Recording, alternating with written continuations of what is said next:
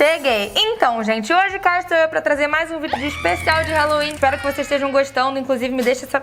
Ai, caçamba, o negócio caiu. Espero que vocês estejam gostando muito desses vídeos aqui pra vocês. Eu real estou tentando dar o meu melhor e fazer o melhor especial de Halloween do YouTube, mas enfim, não sou perfeita. Então já deixa o like nesse vídeo, já maratona o canal, enfim. Hoje eu vou te contar a história real de um criminoso que inspirou a saga toda de Hannibal. E ele fez coisas literalmente muito absurdas, como, por exemplo, comer o cérebro de um ser humano. E até hoje ele está preso dentro de uma cela de vidro feita somente pra ele. Que isso, amor?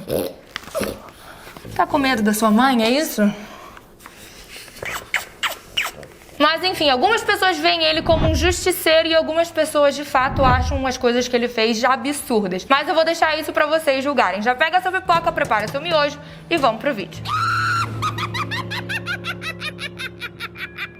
O nome desse cara era Robert Mauldin e ele nasceu lá em Liverpool, na Inglaterra, no dia 26 de junho de 1953. Quando ele tinha apenas 6 anos de idade, os pais dele colocaram ele e seus outros 11 irmãos em vários orfanatos diferentes. Cada um foi pra um diferente. E todos eles gostavam muito de viver no orfanato porque eles não passavam por nenhum tipo de abuso ou maus tratos, mas enfim. Tudo isso mudou quando o Robert fez 8 anos de idade e os pais dele resolveram pegar eles de novo. Tanto ele quanto os outros irmãos também voltaram pra casa da família. E a partir desse retorno, a casa da família virou literalmente um show de horror. As crianças eram agredidas e abusadas diariamente pelo pai. O pai era um cara extremamente abusivo e agressivo, enfim. E o Robert sempre foi a maior vítima dos abusos e das agressões. Inclusive, teve um caso que uma vez ele foi, proteger um dos seus irmãos mais novos de ser abusado. E o pai dele deixou ele preso dentro de um quarto durante 6 meses. Ele ficou 6 meses preso dentro de um quarto porque ele tentou salvar o irmão dele. Inclusive, o pai dele só abria a porta pra bater mais ainda no garoto e às vezes dar comida pra ele. Em média, o Robert era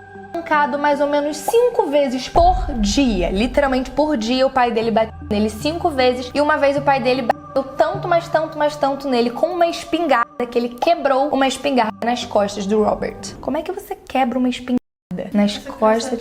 Tava viva.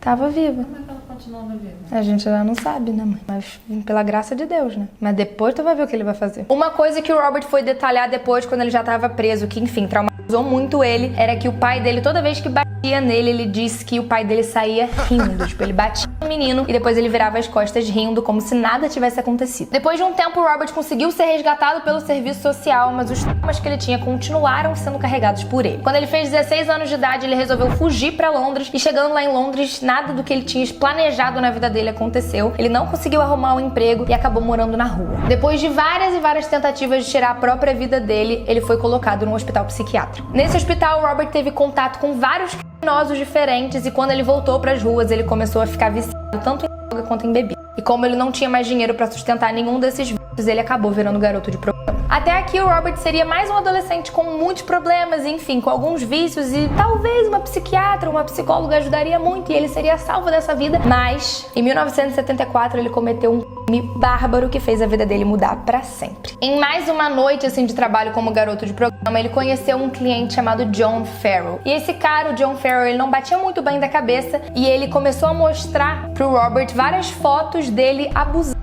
de crianças. Pesado, né? Mas enfim. E quando o Robert viu aquelas fotos, todas as memórias do abuso que ele sofreu do pai dele voltaram e fez com que ele tivesse um excesso de raiva, um pico de raiva absurdo. E ele atraiu o John até um banheiro público e estrangulou ele, literalmente enforcou ele até o cara ficar azul.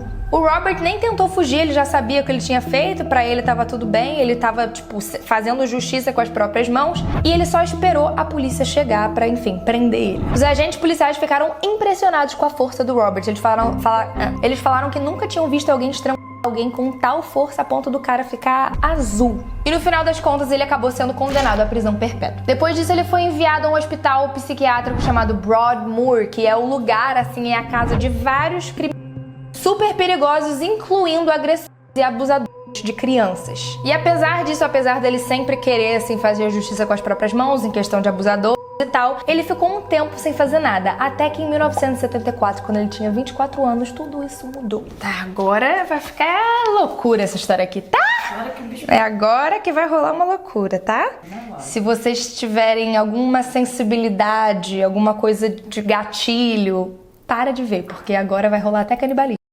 A cara da minha mãe. Com a ajuda de um colega de cela, o Robert conseguiu atrair, né, pegar um prisioneiro que era pedófilo. Isso é muito bom dizer que ele era um por isso que ele foi atraído pra cela. Enfim, ele atraiu esse cara que era um pedófilo pra dentro da cela dele, e o que ele fez com esse ser humano vai deixar vocês um tanto quanto abismados. Inclusive, esse foi considerado o caso mais bizarro que aconteceu dentro de uma prisão britânica. Então, só pra vocês terem noção. Eles arrastaram a vítima chamada David Francis até a cela, bloquearam a porta pra ninguém entrar, porque enfim, né? Se alguém entrasse, ia acabar com tudo. E durante 9 horas, não 9 minutos, não nada. Durante 9 horas, eles agrediram o cara da pior maneira possível, e o pior ainda vem. O Robert e o amigo dele abriram a cabeça do cara a pauladas. A cara da minha mãe. Mãe. O Robert e o amigo dele abriram a cabeça do cara com pauladas e, segundo os oficiais, depois que o crânio dele já estava aberto e o cérebro exposto, o Robert pegou uma parte do cérebro e comeu. Quando os oficiais finalmente conseguiram entrar na cela, eles viram a completa cena de horror que se instalava ali. O corpo da vítima estava no chão, ele estava com um rombo enorme na orelha, um buraco imenso na cabeça, o cérebro estava do lado de fora exposto e com várias partes faltando do cérebro. E aí por isso que vem o nome Hannibal, canibal. Porque ele comeu o cérebro da vítima. E o Robert novamente dizia que não sentia nenhum remorso, porque de acordo com ele estava limpando a terra de pessoas que abusavam de crianças. E eu não consigo dizer que ele está errado. Comer o cérebro eu acho pesadíssimo, mas ele acabou com um abusador. Mas o cara já tava preso, não precisava. É, né? Depois disso, ele foi condenado por esse crime também e transferido para outra prisão que era conhecida e apelidada como a Casa dos Monstros, que era a casa de todos os piores dali. O nome dessa prisão era a prisão Wakefield. Ele ficou mais ou menos 1 ano sem cometer nenhum crime, mas isso não significaria que ele não ia cometer novamente, não é mesmo? De acordo com ele usou esse tempo para identificar todos os abusadores de crianças, pedófilos, enfim, que estavam nessa nova cadeia. E ele conseguiu identificar 7 e colocou esses 7 na lista da morte. E assim que ele teve a chance, em 1978, ele tirou a vida de 2 pessoas no mesmo dia. O primeiro dessa lista era um cara chamado Sawney Dawood, e ele foi convidado pelo próprio Robert a ir na cela dele, e quando o cara chegou lá, ele abriu o coração pra ele, falou que de fato ele tinha tirado a vida da própria esposa, mas não deixou claro se ele tinha de fato abusado de crianças ou não. Só que isso não importou muito pro Robert. Ele pegou uma faca improvisada e começou a golpear o cara até ele cair no chão. Depois que o cara de fato já estava morto, ele pegou o corpo dele e escondeu debaixo da cama e foi atrás da sua próxima vítima. Lembrando que isso tudo é dentro da cadeia, tá? O próximo é um cara chamado Bill Robert, que foi condenado de fato por pedofilia. O Robert, assim que invadiu a cela do cara, não deixou o cara falar nenhum oi, ele já chegou esfaqueando o cara, atingiu ele várias vezes e mesmo depois de morto, ele começou a bater centenas e centenas de vezes a cabeça do cara contra a parede até que o crânio dele abriu. E depois desses crimes, ele com a maior tranquilidade chegou pros oficiais e falou: hoje 2 presos não vão vir pro jantar, tá? E saiu assim, como se nada tivesse acontecido. Ele, avisou que ele tinha matado 2 caras.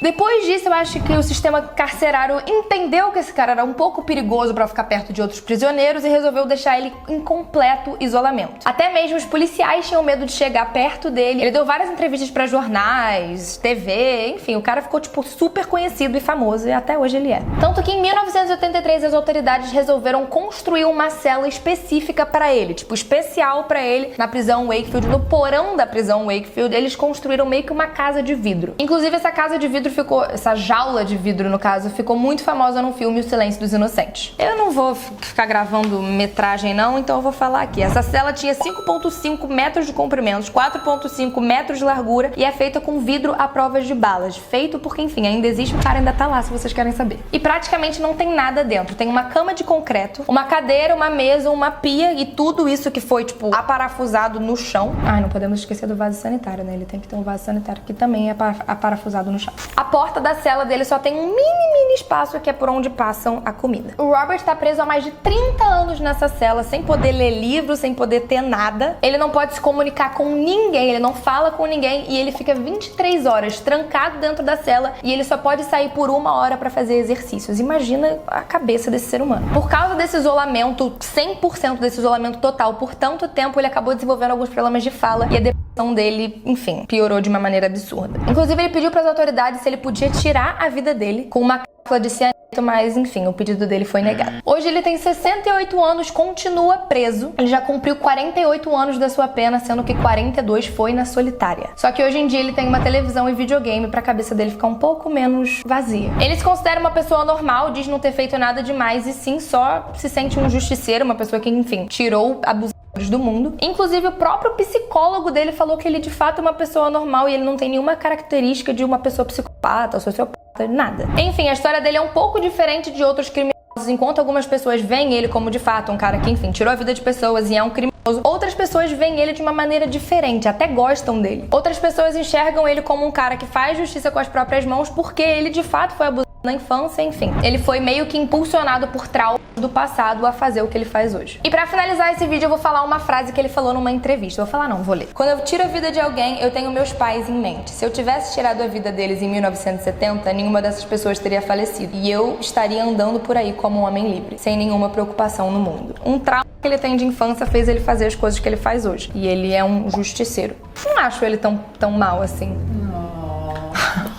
Para, Fernanda! É isso, gente. Espero que vocês tenham gostado desse vídeo. Espero que vocês tenham entendido a cabeça dele ou não entendido a cabeça dele. Me deixe saber aqui nos comentários o que você acha sobre esse cara. Se você acha que de fato ele é louco, psicopata, serial killer, ou se ele de fato é um justiceiro e faz justiça com as próprias mãos porque ele quer livrar o mundo de pessoas mais. Enfim, não vou opinar, não sei opinar. Na real, eu tenho minha opinião, mas eu não vou falar aqui. E é isso, gente. Espero que vocês tenham gostado desse vídeo. Se inscrevam aqui no canal, deem um like nesse vídeo. Por favor, mandem esses vídeos pros amigos de vocês, pra todo mundo ver o especial de Halloween. Me deixa aqui saber nos comentários qual é o seu vídeo favorito até agora do especial de Halloween. E é isso, minhas redes sociais vão estar aqui embaixo. Um beijo, fiquem com Deus. Fui!